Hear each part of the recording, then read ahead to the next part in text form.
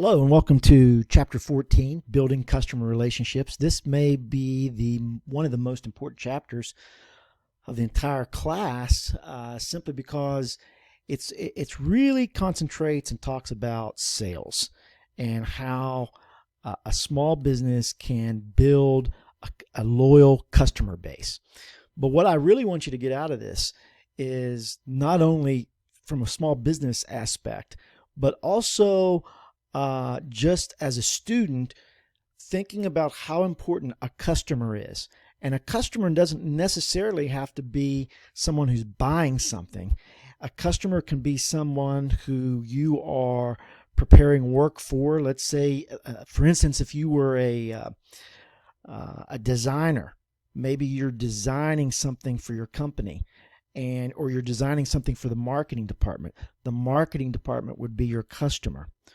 Or if you were an architect and you were designing a building for a construction company, then the construction company would be your customer. So everyone has customers. So it's one of the reasons why I think sales is one of the most important skills to have in the business world. So let's start talking about building customer relationships. It's very important for small businesses, and we're really going to spend a lot of time on customer relationship management. I will tell you up front right now, this is a very long chapter, and I'm going to try to really compact it so that it's not as long and not as boring. But please pay attention to the slides. Even if I don't narrate or go over the slides, please make sure that you review them. As I just said, it's really important from a sales or from a success standpoint to really understand the importance of sales and building long-term relationship with customers. So as you can see here, a recent report indicated that long-standing buyers contribute up to 41% of a company's revenue. So building these long-term relationships where customers stay with you a long time is very important. We're going to spend a lot of time talking about customer relationship management, and it is a key topic that you're going to hear beyond school. When you get out in the field of business, you're going to hear people talk about a CRM or customer relationship management program, and it's really about engaging with the customer, building revenue and profit for the business, but also cultivating those long-term relationships and trying to get those customers not only for that first sale, but for the repeat sales. So you want to have them longer than just that one-time sale. So the customer relationship management is learning about the customer, learning about their behaviors, and keeping that customer. So we're going to talk about that as we proceed. There's two kinds of customers. Well, there's actually a subset, but there's current customers and new customers. And within current customers, you have two types. You have happy customers and unhappy customers. So obviously our goal is to keep customers happy. Keep in mind that it is much more expensive to get new customers than it is to hold on to current customers. And you'll see some reasons why. But these current customers, we want to make sure that they continue to be satisfied so that they will actually buy more products and services from us. And not only that, that they'll start telling their friends and coworkers about our business and say, hey, I really like that store I went into. You need to go there. I can tell you that my medical equipment company relied heavily on happy customers and the referrals that those customers would bring into the store. I actually had customers who would bring their neighbors, drive their neighbors to the store and show them all the product. I didn't even have to do any selling. My customers would sell their neighbors and take them around and say, oh, you got to have this. Jim will show you how to use it. Blah, blah, blah. I can tell you right now, building that customer relationship and that customer satisfaction is going to be the key to any successful business. But you don't have to be in sales and you don't have to own a small business. Keeping customers happy is important, and you'll be successful if you do that. Maintaining those relationships with those current customers is just so important, because as I mentioned earlier, it costs more money to get a new customer than it is to hold on to an old customer. Because with new customers, we have to advertise, we have to offer discounts. Old customers or loyal customers, they don't need advertisement. They will come because they know of our business and they like us. They will also purchase products at full price. They don't need a sale or a discount to entice them to buy. So it's very important to build those relationships. As we mentioned earlier, they refer customers. And so it just costs a lot less money to keep those older customers. 2 building blocks of a customer relationship management program is building those outstanding relationships with customers, getting to know them on a first name basis, getting them to refer their neighbors and friends to you, but also the knowledge that you gain about their behavior. What do they like to buy? When do they like to buy it? Will they buy it on sale? Will they pay full price? What brands do they like? This is very important, and customer relationship management programs do this. You can do it in a simple way. A small business owner can do it manually by keeping records maybe on index cards of customers, or keeping a very simple type of database in a laptop computer, or it can be very sophisticated and be a point of sale type of program where the register records what the customer buys and spits it out in a report. And so we're going to talk a lot about those programs that are out there. And that's sort of known as what today you'll hear this buzzword called MarTech, which is marketing technology. And there's a lot of CRM programs out there that will help businesses keep track of their customers and tell the business owners or the entrepreneur a lot about their customers. So these outstanding transactional relationships are very important. And so we have to offer a lot of good, extraordinary customer service beyond their expectations. Really deliver benchmark customer service in order to satisfy those customers.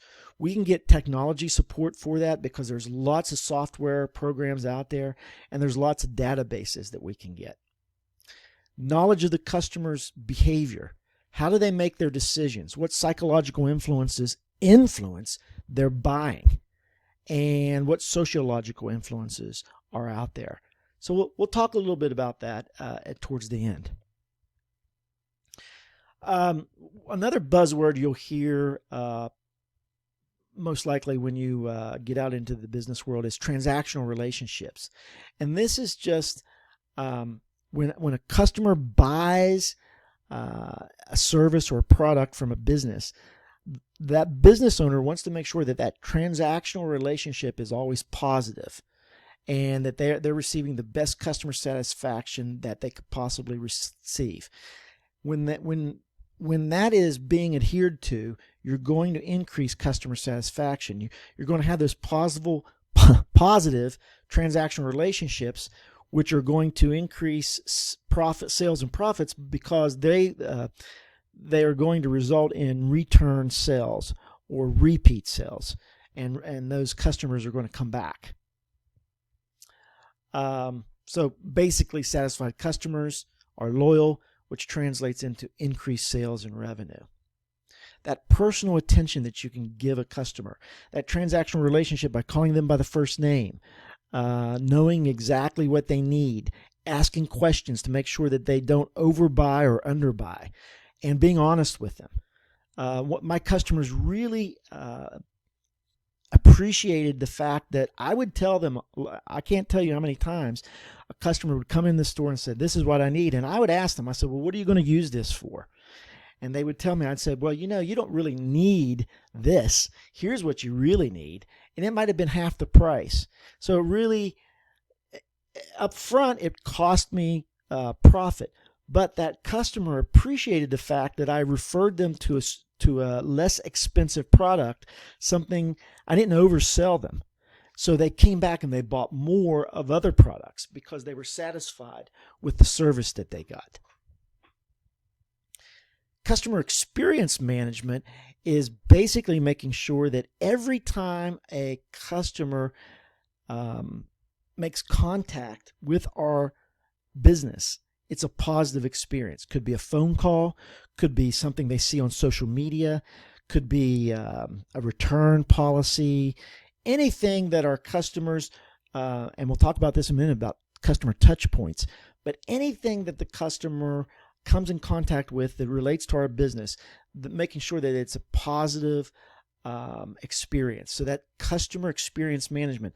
And that's a little bit of a newer term that you're going to hear, but again, it's very important. And trust me, in today's economy, businesses are looking at running benchmark customer relationship management programs and benchmark CEMs, or customer experience management programs. Here's just some points of how to increase and help cultivate those relationships.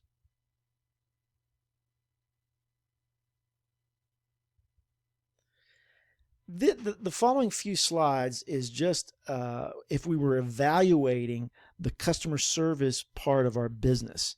And so if you're thinking of opening a business, these are really good slides to keep in mind, because they help guide you into providing a more positive experience for your customer and improving customer service and customer satisfaction. I'm not going to dwell on them, but I do want you to look over them. And you can pause the video if you just want to take a look and read those. It's very important to have a plan in place for everything. And this is one way to do that, is to take a look at this questionnaire and to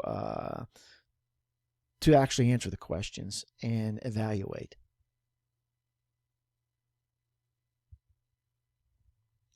Because evaluating the businesses, the small businesses' customer service is going to give the owner or the entrepreneur an edge in the marketplace.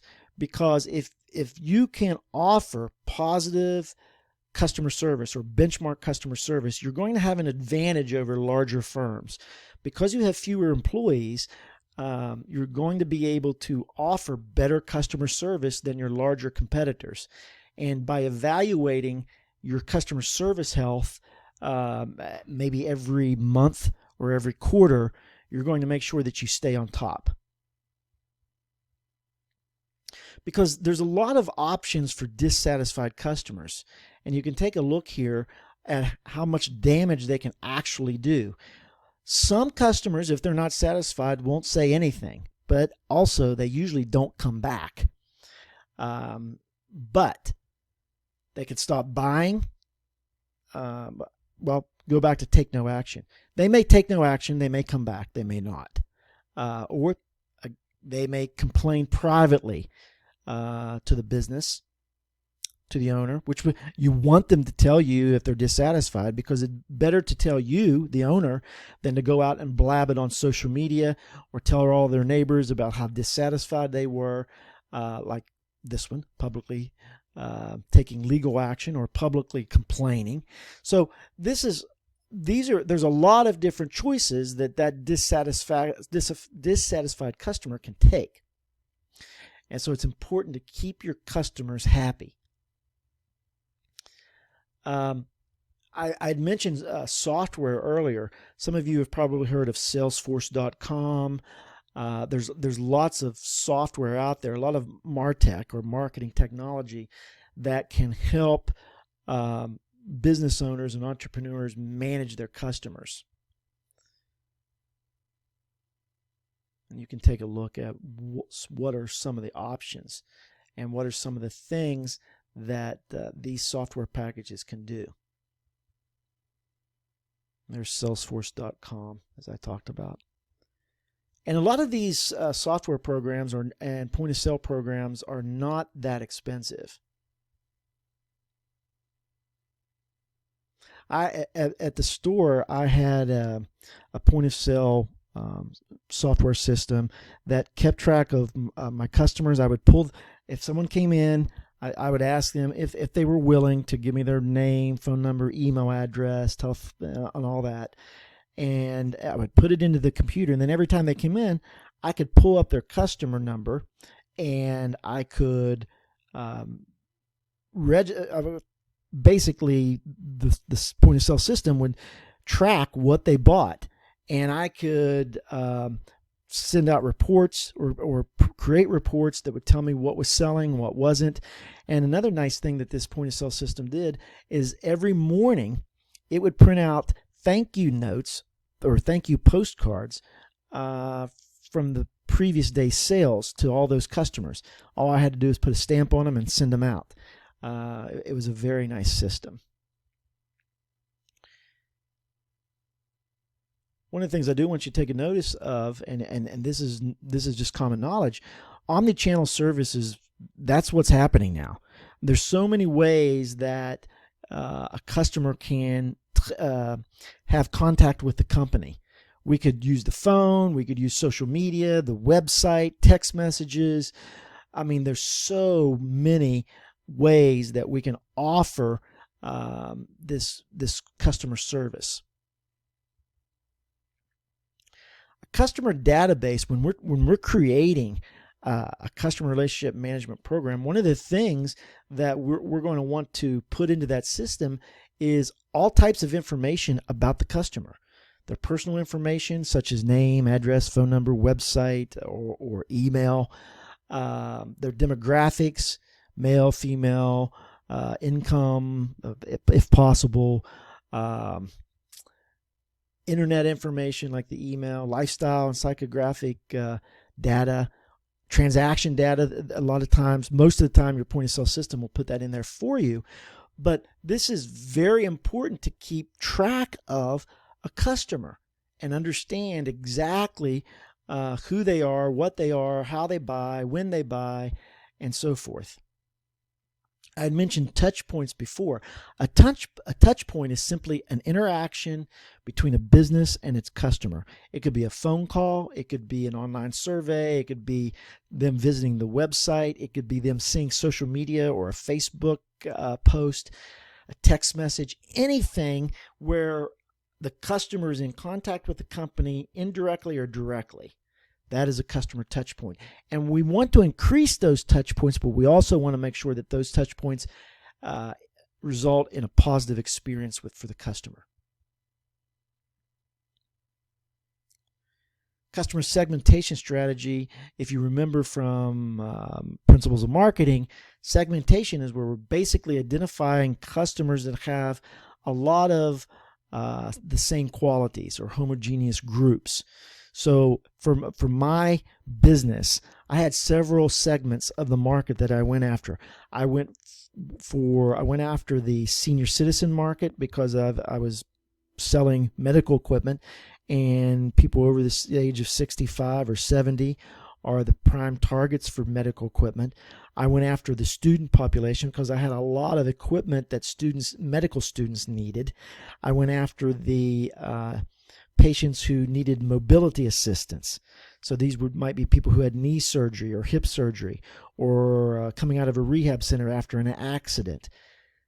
But all these customers had the same types of needs, and that's how you segment your customers. And most small businesses are not going to go after the entire market. They're going to go after segments of the market. The 80-20 principle, you've heard that before. That's nothing new or really all that important right now for this chapter. Customer lifetime value, something I really want you to know. You probably have heard that before. Hopefully you heard it and learned about it in Principles of Marketing. But that's basically the total profit that a company expects to get from a customer during their lifetime. So I'll just use myself for example. Over my lifetime, and I'm not dead yet, but over my lifetime, since I've been an adult, I've bought somewhere in the neighborhood of 20 to 25 new cars. Now, I have bought those at a variety of dealerships over the years because I've lived in different places, so I haven't bought them just at one dealership. But some dealerships may expect their customers to buy from them every car that they buy, and some do. And a customer's lifetime value in the automobile industry can amount to hundreds of thousands of dollars. Think about a grocery store, what your customer lifetime value is to the grocery store that you go to. So it is the goal to basically maximize the CLV, or the customer lifetime value, of every customer. You want them to come back and to repeat purchases. So customer lifetime value is very important for marketers. It's very important for small business owners and entrepreneurs. These databases can help maximize that customer lifetime value. Customers are decision makers. And we're going to talk about the decision-making process real quick, but if you look at it, this is it. The 4 stages of the decision-making process. Need recognition. We have to be able to recognize a need in our life. You may be listening to this video and thinking, oh my God, I'm starving. I can't watch this whole thing. There's no way. Davis keeps on jabbering. You have a need recognition. You're starving. You're hungry. So we know very soon you're either going to go out and eat something, or you're going to go down to the kitchen and make something, but you had to buy those groceries. Need recognition is basically recognizing you have a need that you need to satisfy. Once you have that need, you'll research and evaluate information. If you were going to buy, let's say, a new cell phone, you may look at what's what's selling in the market today, an iPhone, or all the competitors that go against the iPhone. You may look on the web and evaluate those options. And then once you've done that, you'll make a purchase decision. And then once you make your purchase decision, you'll actually evaluate that purchase, that post-purchase evaluation. So we're going to talk a little bit about all 4 of these stages. So you have this need recognition, and a lot of things come into play when we're looking at that need recognition. One of the things that go into the decision-making process is this psychological influences, these needs, perceptions, motivations, and attitudes.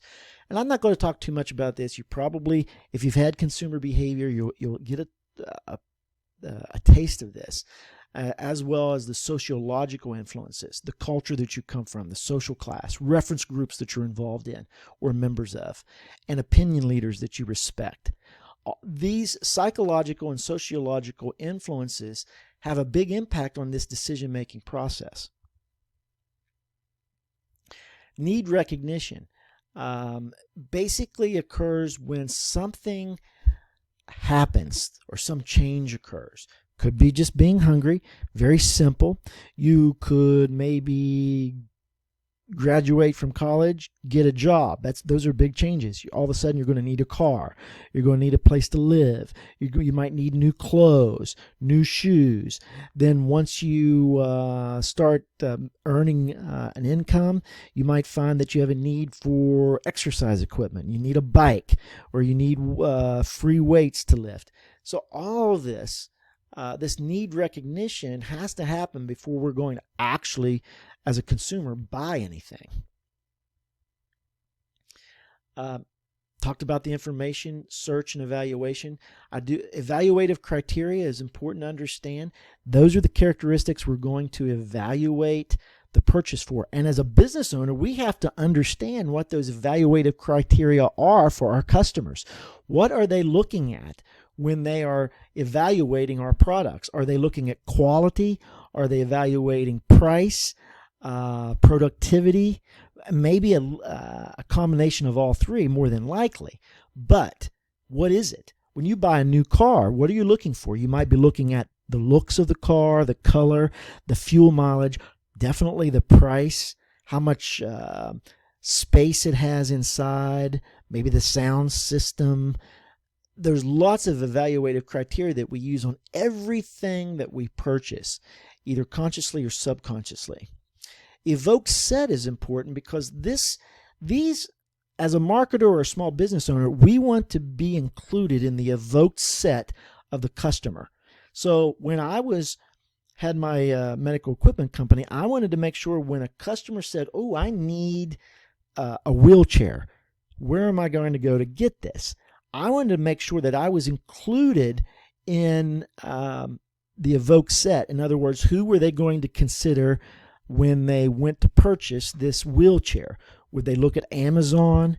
Would they go to one of my competitors? Hopefully I was in their evoke set. You have an evoke set maybe this evening, or whenever you're watching this video, you might say, well, tonight I'm going to go out and get some pizza for the family. And so if you go out and get pizza, where are you going to get it? Well, there might be two places that you can think of. You might think Domino's or Pizza Hut. And if Domino's and Pizza Hut are the only two pizza places that are in your evoke set, then all the other places, Little Caesars and Papa John's and all the other private places that sell pizza, they don't have a chance because they're not in your evoke set.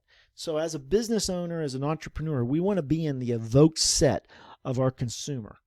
So once the customer has the evaluative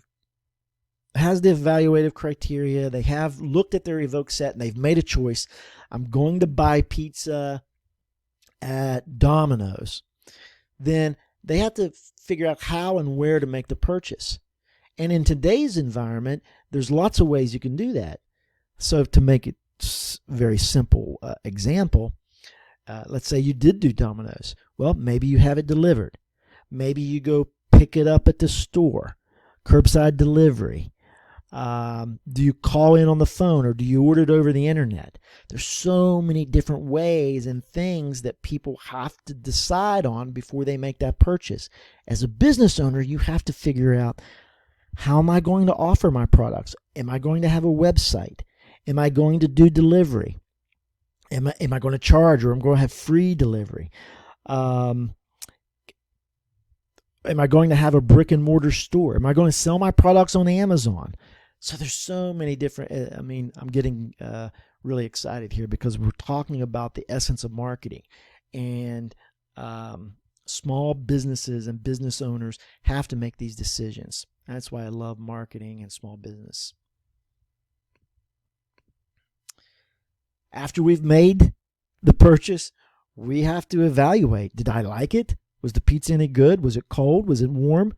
Was it tasty? Was it above? Did it meet my expectations? Was it above my expectations? Was it below my expectations? And if it was below, then we have this post-purchase dissonance where we basically doubt ourselves. And we say, oh my God, I just bought a $900 a set of golf clubs, and I can't hit these things. I don't like them. And so as a business owner, we can make sure that our employees and ourselves, we can make sure that we try to minimize the customer's post-purchase dissonance, their dissatisfaction. And we do this by asking questions, making sure they're happy with the purchase before they actually pay for it, while they pay for it, and then following up to make sure they're still happy after they pay for it. And you can really reduce the complaints if you do your job up front and make sure that you don't oversell them or undersell them, that you make sure that they buy what they need. So post-purchase dissonance is important for a business owner to be aware of and to try to minimize. Here are just an algorithm of what could happen with post-purchase dissonance. So we talked about or mentioned about psychological influences, needs, perceptions, motivations, and attitudes affecting the decision-making process. But really what I want you to remember is there has to be a need up front. If a customer doesn't recognize a need, they're not going to purchase. I'm going to let consumer behavior cover some of these terms. Make sure that you read them and understand them, but for our purposes, I'm just hitting on the important parts. Motivations. As a marketer or small business owner, we can motivate customers to purchase products.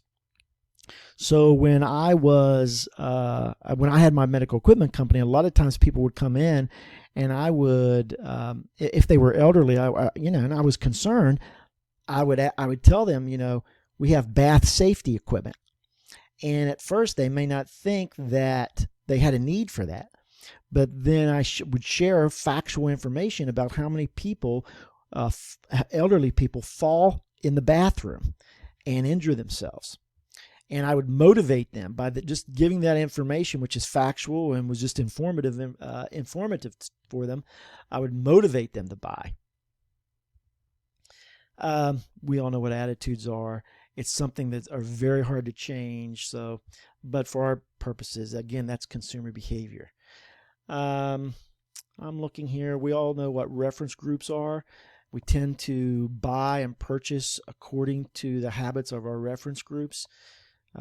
For traditional student, it could be in that 20 to 24-year-old age group. You all dress the same as people in my age group do. Opinion leaders are people who you respect and you listen for their advice. A lot of times it's your parents, especially if you're making a big purchase.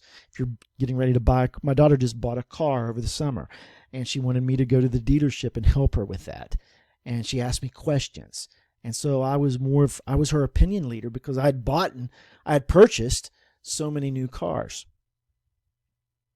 Our culture has a lot to, basically all of us are from the same culture, but our culture has a lot to do on how we purchase, and affects that purchasing decision-making process. The social class we're from, reference groups we talked about, opinion leaders. And that's the chapter. It's a very important chapter. It's a very interesting chapter. Hope you got a lot from it. This quiz is going to be included with the quizzes for chapter 15, 16, and 17. So you can proceed on to chapter 15, but make sure that you review these slides and maybe review them again before the quiz. Thank you. Have a great day. Stay safe, and we'll talk to you next time.